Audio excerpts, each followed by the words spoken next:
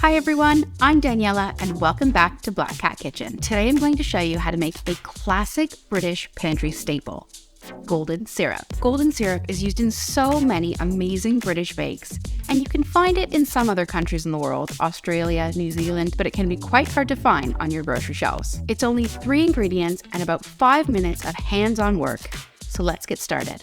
You'll find a list of ingredients and measurements in the description below. Into your pot goes 400 grams, about 2 cups of granulated sugar, and 150 milliliters, 5/8 cup of water. I like to pour the water around the edge to prevent crystallization. Turn your heat to medium-high.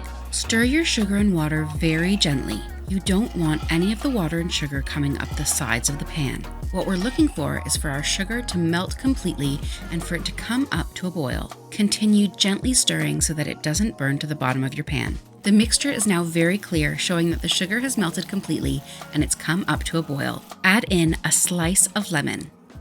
I'm using a wedge of a lemon, but you can use a tablespoon of lemon juice or a 1/4 teaspoon of citric acid. This helps to make sure the sugar doesn't crystallize so you get that beautiful gooey syrup.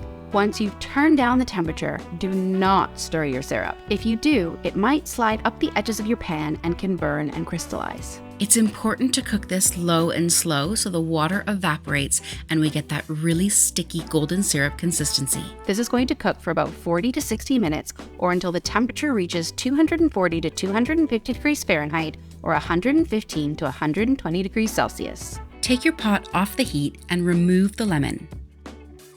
Let's sterilize our jar. Wash your jar in hot soapy water and then give it a good rinse to make sure all the soap is gone, but don't dry it. Pop your wet jar and lid into a preheated oven at 140 degrees Celsius or 275 degrees Fahrenheit. This will need just 10 to 15 minutes in the oven to properly sterilize. Remove your hot jar from the oven onto a heat-proof surface and pour in your syrup.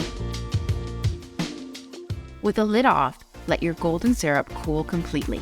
It may look runny now, but it will thicken as it cools. This recipe makes about 1.5 cups or about 500 grams of golden syrup, but you can store it in your pantry for months. So if you really love golden syrup, why not double the recipe? Golden syrup can be used in place of corn syrup in most recipes, but not vice versa. Golden syrup has a lighter, more buttery caramel flavor than a treacle or a molasses, so it really allows the flavors of your pudding to shine. If you're looking for a recipe to use your golden syrup in, why not try my flapjacks? And if you're looking for another pantry staple, check out my small batch jam. Make sure to hit that subscribe button because we've got even more recipes coming up soon. Thanks so much for watching, and I'll see you in the next one.